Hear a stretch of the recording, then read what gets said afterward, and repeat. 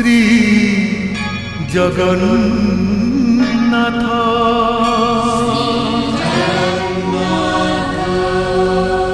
बजा बजा ढोल बजा बजा बजा महुरी बजा मादल बजा ताले ताले ताले रे नाची उठु बण मुलक ललित बाघरे नाची उठु बण मुलक ललित बाघरे। प्रथमे मु भावुली मो कर्तव्य मो पाखरे पड़ किंतु परे देखिली तुमको विवाह करने मो पाई आउ एक कर्तव्य जरूरी कर्तव्य। तमर से कर्तव्य कौन?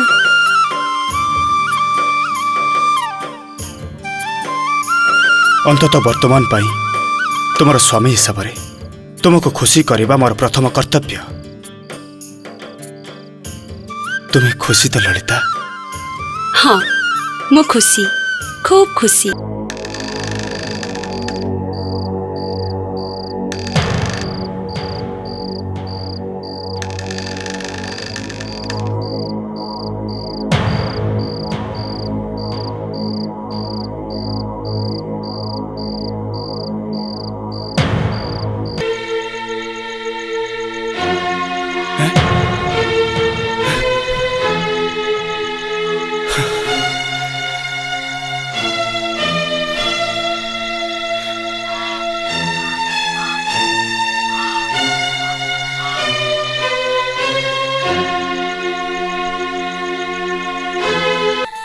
अच्छा राजा झील सांगरे तमरो पटुनी की? एक कथा तू कहीं पचारछु? नाई मो गोसेई मनर गोटे भावना आसिला ना एते सुंदरी झियो बाहागर दिन केटा जाइछि कि नाही तमे एठी सेठी घुरी बुलुछ तम दी जनक भितर किछि कळी कजिया हिछि कि? कालिया तो बयस तुलन रे तो प्रश्न बड़ भारी हे जाउछि। परम विष्णु भक्त राजा इंद्रद्युम्नंकर समस्त आशा और आशंकार अवसान घटाई दरबार रे उपस्थित हेले सृष्टिधर। तीन दिगरु पारिषद माने निराश होई नीलमाधवंक संधान न नहीं फेरिबा परे इंद्रद्युम्नंकर शेष आशा थिले विद्यापति। जदि से निराश होई फेरंती तेबे इंद्रद्युम्न और गुंडीचा गंगारे आत्मविसर्जन देवे बोली सिद्धांत नहीं सारिथिले। तेणु सृष्टिधर फेरिबा सह इंद्रद्युम्नंकर आशा और उत्कंठा माने पुणी साकार हेबार लागिले। मात्र सृष्टिधर एका कहीं विद्यापति कहती जदि नीलमाधवंक संधान मिली थाए तेबे विद्यापति तो आसीबा उचित थिला। अथच सृष्टिधर विद्यापति को छाड़ी फेरी आसिले जहा विचलित करुथला राजा इंद्रद्युम्नंकु।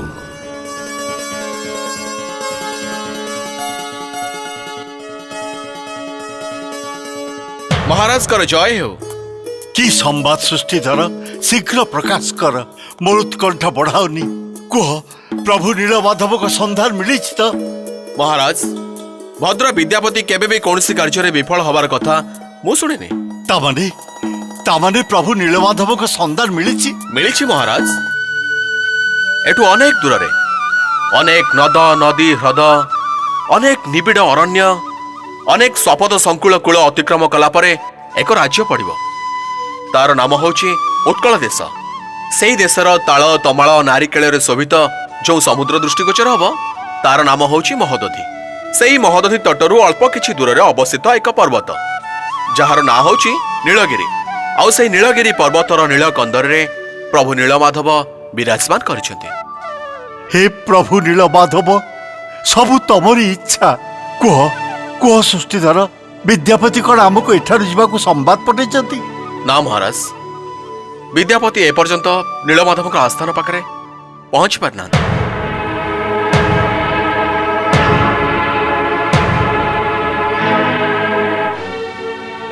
किंतु कहीं से पर्वतर पाददेशर एक शबर राज्य अच्छी तार अधिपति हेउछिनि विश्ववसु।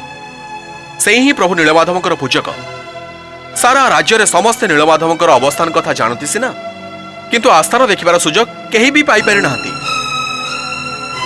केवल राजा विश्ववसु एका एका अति प्रतिशोर उठी प्रभु नीलमाधवंकर पूजा करिया पई नीलगिरी कंदर को बाहरी जाती सेठिकी जीवार पथ कहार की भी जना नहीं आ नीलगिरी पर्वत अत्यंत हिंस्र जंतु परिपूर्ण आ विपद संकुल तमाने प्रभु नीलमाधव को पाइबा पाई मते राजा विश्वावसु संगे कौन युद्ध करने पड़ो ना महाराज विद्यापति इच्छा बिना रक्तपात नीलमाधव को प्रतिष्ठा करेंगे। तमे तो एका आसिल सृष्टिधर विद्यापति तम सागर कहीं आसिलेनी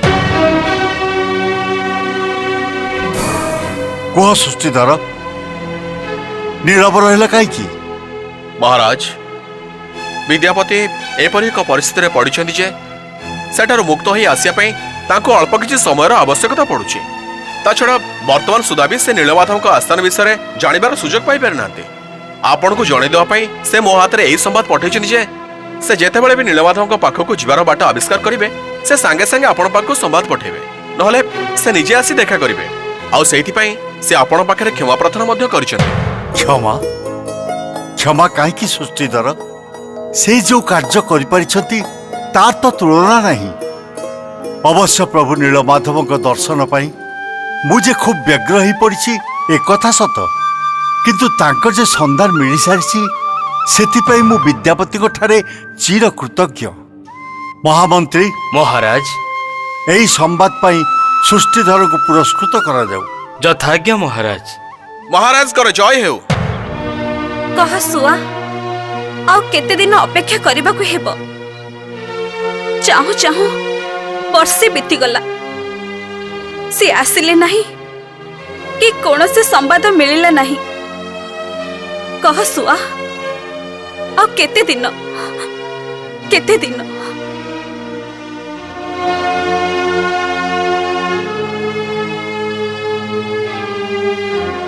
देवी भद्र सृष्टिधर आपण को देखा करबा को आसीचंती।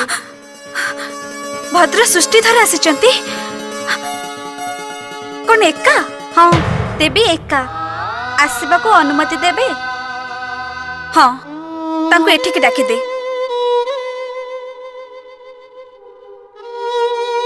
भद्र सृष्टिधर एका आसचंती से काहे आसिलेनी?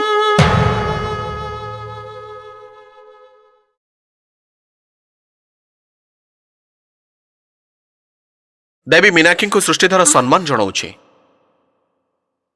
मीनाक्षीर सम्मान मध्य ग्रहण करंतु भद्र सृष्टिधर। हाँ आपण निश्चय आर्यंक ठारू किछि संवाद नहीं आसिचंती से वर्तमान कोठी? से उत्कल देशर एक शबर राज्य से अवस्थान करुछंती। सेही शबर राज्य महोदधि ठारू अल्प किछि दूर रे अवस्थित। राजांकर ना विश्वावसु। तांकर सबु कुशल तो? अवश्य स्वास्थ्य दृष्टि से कुशल रे अछंती किंतु वर्तमान से राजा विश्वावसुंकर अतिथि। भद्र सृष्टिधर प्रत्येक मनुष्यर दुईटी अवस्था थाए गोटे शरीर अन्यटी मन। आपण कहवा अनुसार शरीर तो कुशल अच्छी किंतु मन? भद्रे मनुष्यर मन एक विचित्र साम्राज्य सेठी कौन से केतबेले घटे से कथा कहि हबनी। मु आपणक कथा बुझी पारुछि। आपण जहा कहबा को चाहचंती कहि पारु नाहंती। तांको पाखुर एमिति किछ संवाद आनिचंती जहा मो आगरे प्रकाश करबा को आपण कुंठाबोध करूचंती। बंधु विद्यापति ठीक कहउतले आपण जणे विदुषी महिला। आर्य सब बेले एमिति प्रशंसा करिथांती। मु आपण को अनुरोध करूछि कोन से कुंठाबोध न करी जो संवाद नहीं आसीचंती ताहा मो आगे प्रकाश करंतु। किंतु मोर गोटे प्रश्नर उत्तर दबा पाई मु आपण को अनुरोध करूछि। पचारंतु भद्रे। जे उद्देश्य नहीं आपण दुई जने विदेश यात्रा करथिले ताहा सफल हेछि तो? सफल हेतिले मो एका आसी नथांती विद्यापति मध्य मो सहित आसी थांते किंतु आमे विफल होइछु बोली भी कहि परिबोनी। आमे आंशिक सफल हेइछु। बुझी पारलिनी भद्र? आमे जानि पारिछु शबर राज्यर नीलगिरी पर्वत रे प्रभु नीलमाधवंकर आस्थान आ शबर राजा विश्वावसु तांकर पूजक। संधान तो पाई सारिचंती ताहले से रहि गले काहे की? रहि गले कारण से एपर्यंत प्रभु नीलमाधवंकर दर्शन पाई पारि नांती। से पथ अत्यंत दुर्गम।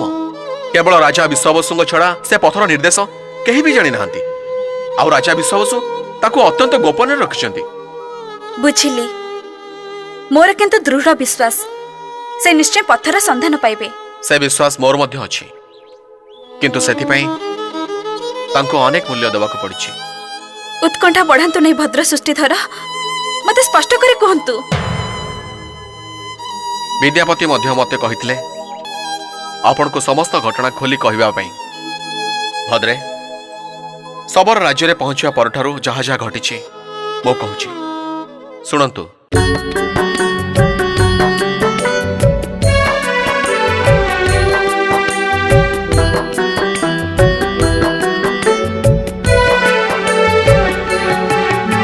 समय सुअरे ए मणिष भासुथाए भासुथाए।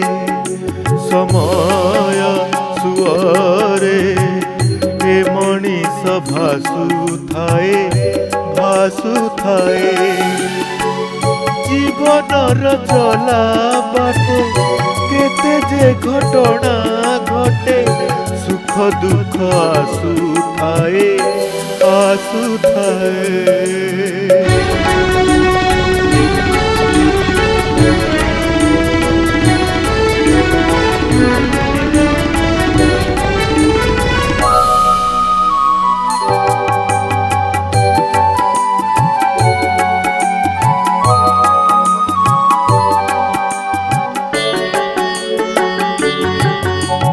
पर उपकार करि पारे जिए सिए मणिषरे गणा।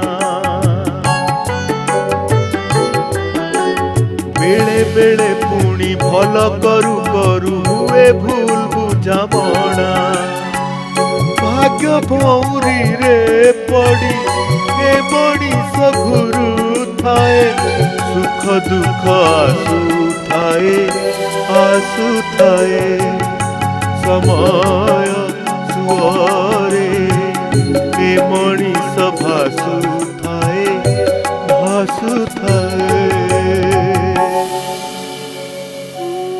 आपण को निकट रे सब खोली कहबा पई विद्यापति मते निर्देश देथिले, किंतु महाराज को ललिता बा ताका विवाह विषय मु किछि कहि नाही, कारण ये मध्य विद्यापति निर्देश थिला।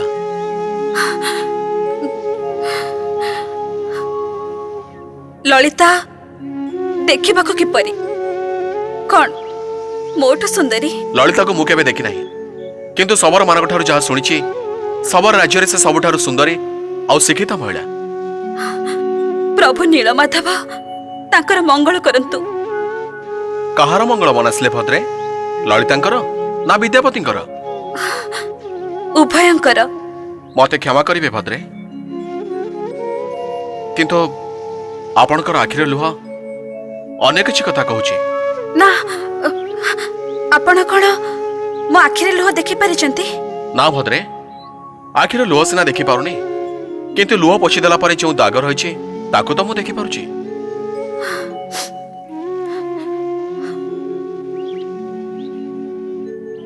मोर कांदिबा उचित नथिला, दुखित हबार भी कौनसी कारण नथिला, किंतु नारी मन तो हठात सपत्नीर आगमनर वार्ता पाई हृदय आंदोलित हो उठिला।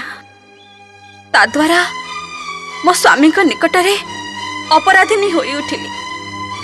वर्तमान मु बुझी पारुछि से ठीक निष्पत्ति नैचंती, कारण नीलमाधव संधान पाइबा पाई राजा आदेश थिला।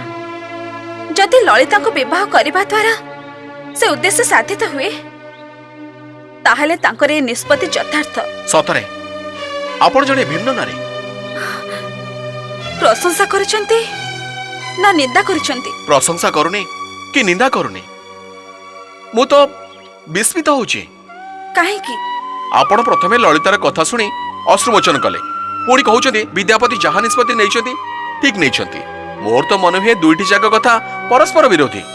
भद्र सृष्टिधर, कौनसी पुरुषर द्वितीय बार पत्नी ग्रहण करबा अशास्त्रीय नुह। से हिसाब रे मो स्वामी कौन से अविचार करि नाहंती।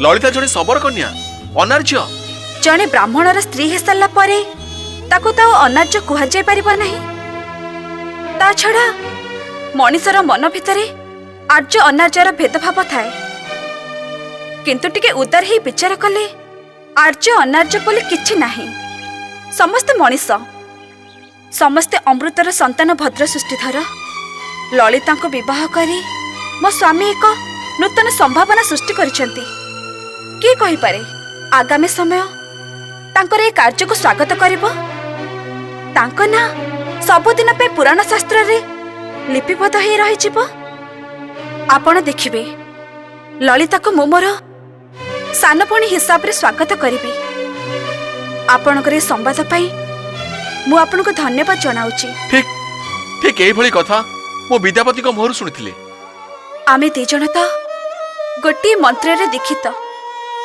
विवाह वेदी रे अग्नि को साक्षी रखी आमे दी जण वेदर से उच्च मंत्र उच्चारण करिथिलु ओम मम प्रति ते हृदयं दधामि मम चित्त मनु चित्तं ते अस्तु मम वाचमेक मना जुषास्व प्रजापतिश्च निजनं तु महि तांकर व्रत मोर व्रत तांकर चित्त मोर चित्त तांकर वाक्य मोर वाक्य कारण प्रजापति आमको स्वामी स्त्री रूप में नियुक्ति करिछंती।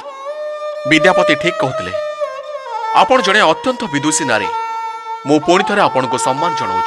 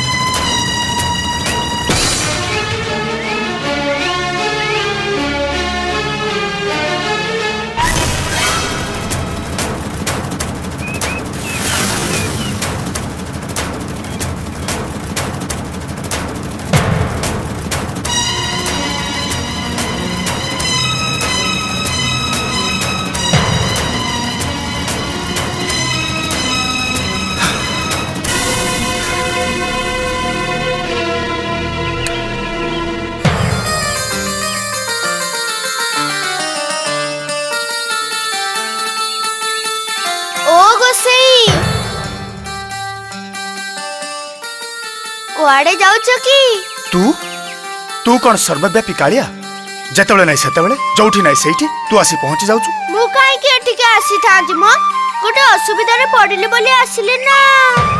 असुविधा की असुविधा?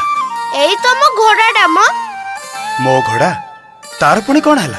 हब आउ कौन सकाळु आसी देखिला बेलकु तम घोड़ा से गछ मूଳରେ नाही किए ताको फिटेई देइछ ना कोन कुआडे पळेई जाईछि।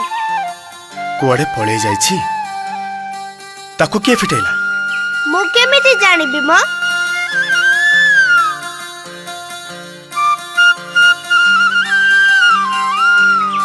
मते की एमिति पाइबु मन मु की सहजे मिलिबा धन।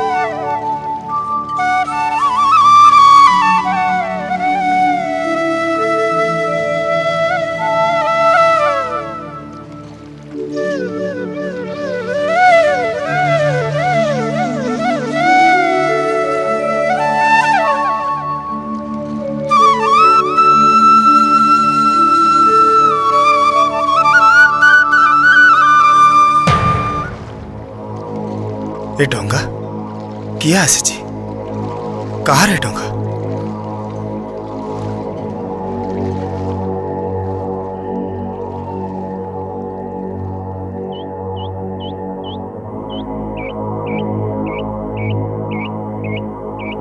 पवन पवन पवन पवन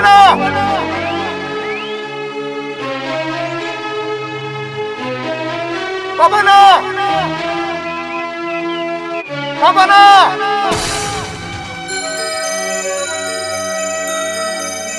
पवन पवन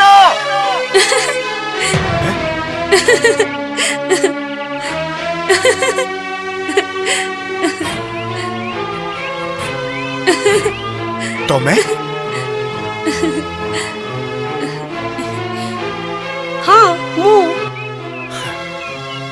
बुझिली कौन बुझिल आउ गोटे डंगा बंधाई रहस्य किंतु किंतु तमे राजवास छाड़ी एकलो कहीं आसछ तम हाथ धरिबा दिनठू मु ताऊ सेकुलर नुहे एकुलर ता छड़ा एकुलरे सेकुल अपेक्षा भल पवन बहुछि। पवन मु तम पवन कथा कहूनी मु एई पवन कथा कहूछि। तुमे ताले सब जानि परिछ आउ ए कथा भी जानिछ जे नदी एकोलर मोर गोटे अश्व अछि जार ना होछि पवन। केमिति न जानिबि कहून जे राति अधरी सेज छाड़ी नौका बाही एकुल को चली आसे सी जे एकुल को पवन खाइबा को आसेनी ए कथा जानिबा कोन कष्टकर। ललिता मु तुमको जेतिकी जेतिकी देखुची सेतिकी विस्मित होउची। काहे कि थरे नुह अनेक थर मु सेज छाड़ी राति अधरे एकोल को आसीची से कथा जानिथिले भी से विषय मते दिने भी तो प्रश्न करिनो। काहे कि प्रश्न करिबि प्रश्न करिथिले तमे विरक्त होइथांत भाबिथांत मो जने संदेही स्त्री लोक तेणु ठीक कली यार रहस्य मु निजे जानिबि। धाइमा लोक लगे मो पई गोटे डंगा तयारी करिदेले आउ एकुल को आसी देखिले पवन बंधाइछि। तुमे मो घोड़ा ना पवन बोली केमि जानलो? मते कालिया कहिला। प्रथमे जेबे एकुल को आसिली देखिली कालिया ताको घास खुआउछि सेई मते कहिला ए कुआडे तमरी घोड़ा आउ ता ना पवन। तुमे तुमे कालिया को भी जानिଛ? सेमिति विशेष किछि नुहे थरे दिथर देखाइछि। से हम सबरपल्लीर पिला नुहे को गोटे दूर गाँ रे ता घर गाँ गाँ बुली क्षीर दही बिक्री करे। अद्भुत पिला से मन हुए से जेमिति समस्त मन कथा जानी पारे। तुमे जेतेबेले कहार परामर्श नवा पई चाहुथिबो सेतेबेले से आसी पहुंची जाए हठात आसे पुणी हठात चली जाए। अच्छा मते गोटे कथा कहबो तमे घोड़ा को एकुलरे काहे के बांधी रखिछ? से कोल को जिया पई तुमे सुविधा देला कोठी? जानो मोर काई भारी भय हुए। भय काहा को भय? काहाकू तुमको स्वामी को प्रेम करा जाए कहीं के स्वाति स्वाधि भक्ति करती किंतु स्वामी को भय जे करती ए कथा तो मुझे जानी एक कथा कोठी सुनिच जी स्वामी हवा को जाए ताको पुणी हाणमुह पर्यंत जीवाको पड़े। छाड़ से कथा उठे बर्तमान किसी लाभ नहीं बरं कुह तमे तमे मो पवन को देखिच देखी थिली कौटे कुआड़े गला से फिटेई देली मोर भय हैला सेई घोड़ारे चढ़ी तमे मोठू दूरे जीव फिटेई देई ता कानरे कहली पवन जारी अबंती को फेरी जा से आ तो प्रभु नुहंती मो प्रभु। तमे कौन भावुच तमे मो घोड़ा को फिटेई देले से कुआड़े पळेब नाई ललिता से मोर अति प्रभुभक्त घोड़ा कदापि नुहे तुमको मो छड़ा आ केही भी बेसी भल पाई परिबेनी।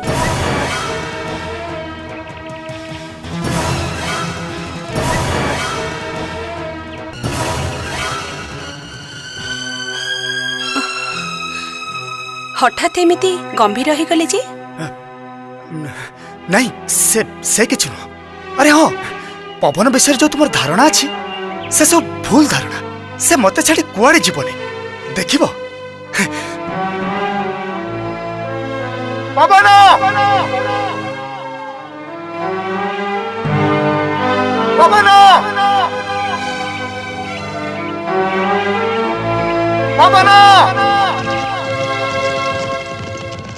पवन पवन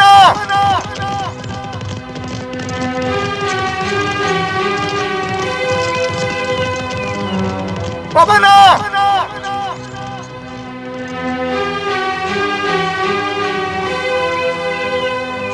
आ पवन आ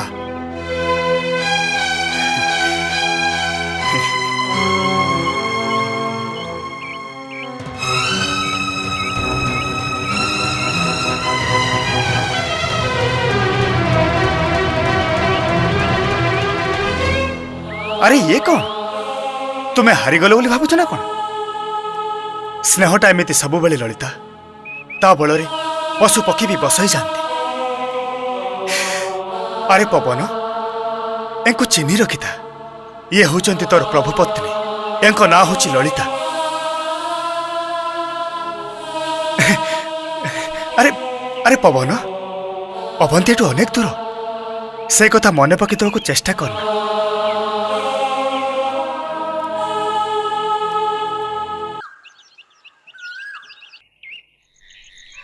पवन पवन पवन पवन पवन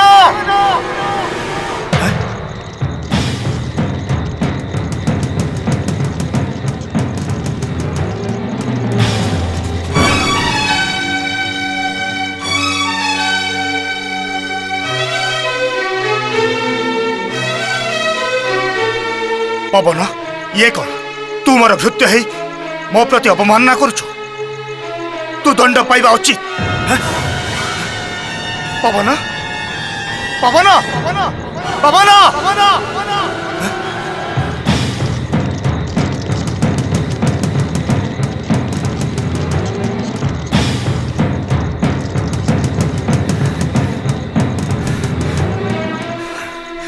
पवन छलनामय नारी और विश्वासघातक भृत्य को क्षमा देले निजक ही क्षतिग्रस्त होगा पड़ी था तेणु तो क्षमा पाए अयोग्य मु तो मृत्युदंड दौची। पवन पवन पवन पवन किए किए हसुची किए एमिति हसुची किए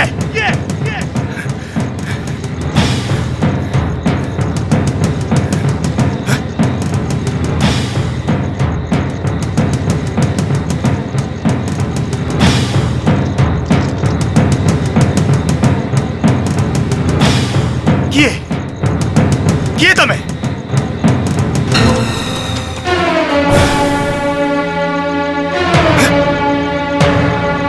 किए तमें तमें तो मोर प्रतिरूप तमें तो ना मु सही विद्यापति जी अवंतुर एक उद्देश्य प्रतिज्ञा नहीं आसला मु सही विद्यापति जी महाराज इंद्रदुम्नंकर विश्वास और प्रत्ययर प्रतीक मु सही जे मीनाक्षी नामक एक विदुषी नारीर स्वामी से तो मोर अन्य एक रूप एठू अल्प किछि दूर रे नदीटीए बहि जाउछि जानिछ ना अवंतीरु आसी एठी पहुंचला पर्यंत से नदी रे अनेक जल प्रवाहित हो सारी समय गोटाक पर गोटे प्रतिबंधक सृष्टि करी मते आनी एठी पहुंचाई देछि महाराज इंद्रदुम्नंकर आदेश पालन करिया पाई मते एपरि एक भूमिका ग्रहण करिया पड़िछि जानी रख मोर प्रतिरूप मीनाक्षी प्रति मोर प्रेम रे कौनसी कलंक नहीं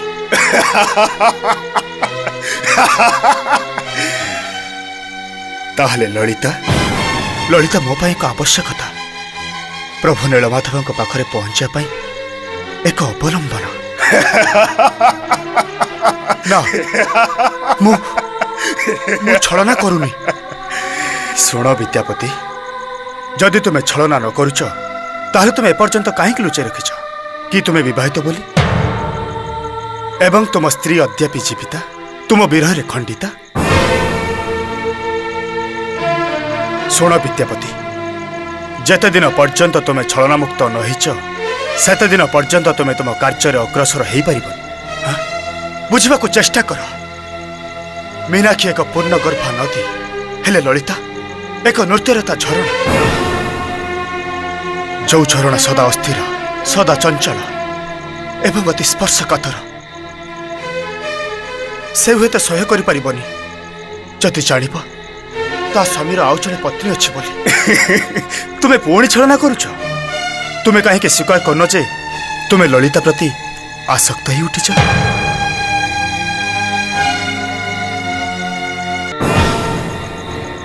सत्य जते निष्ठुर हो पछे ताकू तुम्हें प्रकाश कर जड़े लोकर दुईटी स्त्री हवा एमती किसी गहिरित कार्य नुहे जनक प्रति आसक्त ही उठिले अन्य जनक प्रति तुम्हें अन्याय कर तुमर उद्देश्य और कर्तव्य ठारू तुम्हें दूर को चली जाओ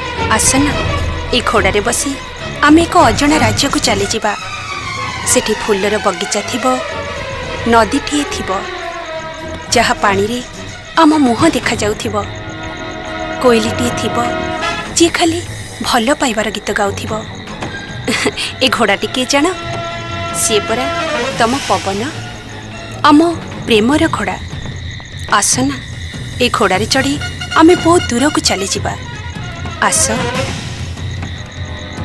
तुमको मो छड़ा आ केही भी बेसी भल पाई परिबेनी तमे मोर ओ मम व्रते ते हृदयं दधामि मम चित्त मनो चित्तं ते अस्तु मम वाचमेक मनाजुषस्व प्रजाप्रतिष्ठ निचुनां तु मह्यं सुना सुनो मत छाड़ी की जाओनी मु तुमको अनुरोध करूची मीनाक्षी सुनो मीनाक्षी चित्तंते अस्तु तमे मत छाड़ी की जाओनी जाओनी जाओनी प्रजाप्रतिष्ठ तमे मत छाड़ी की जाओनी चुनां तु मह्यं जाओनी जाओनी मत छाड़ी की जाओनी जाओनी रही जाओ मम चित्त मनो मु तुमको अनुरोध करूची अस्तु मते एकुटिया करी जाओनी प्रजाप्रतिष्ठ मते छाड़ी के जाओनी मते एकुटिया करी जाओनी रही जाओ तुमको अनुरोध करूची मम चित्तम मत छाड़ी के जाओनी रही जाओ मीनाक्षी कौन हैला एमिति चित्कार करी उठिलो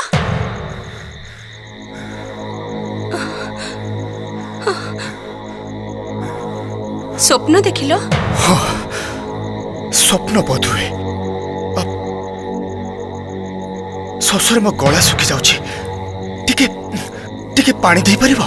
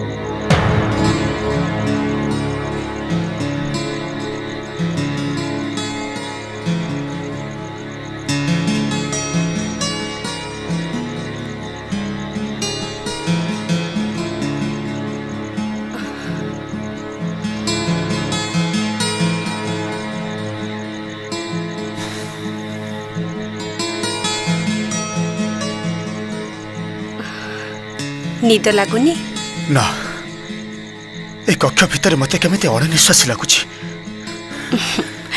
बाहर को जीव बाहरी बेस खुला पवन जह्न आलुओ बिछाड़ी ही पड़ी चल ना बाहर को जीवा बाहरी खोला पवन रे निश्चय भल लागिबो ठीक अछि चलो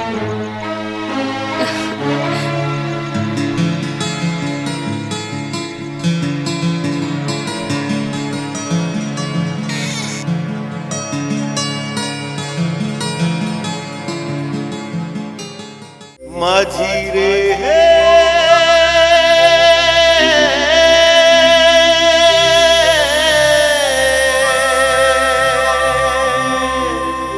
माझी रे माझी रे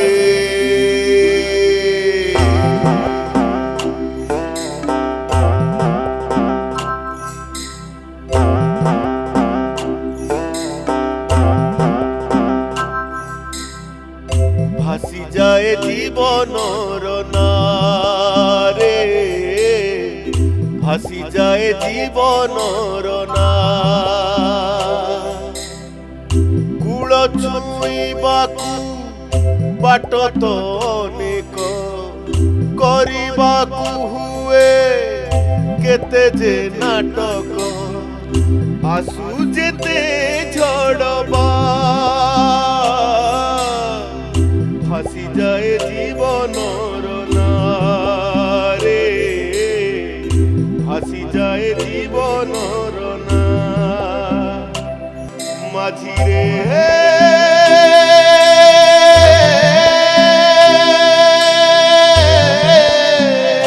माझी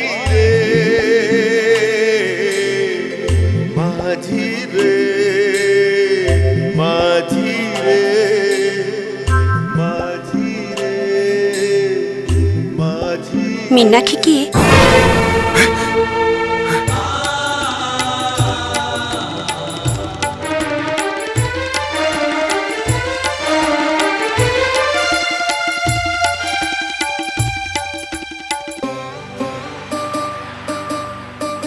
जगतर नाथ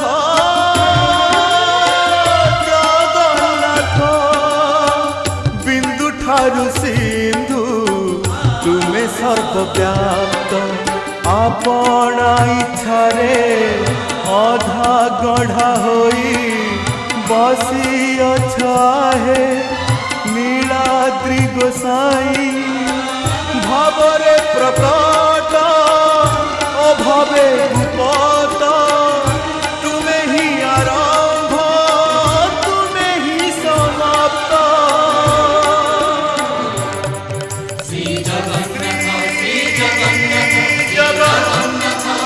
ନାଥ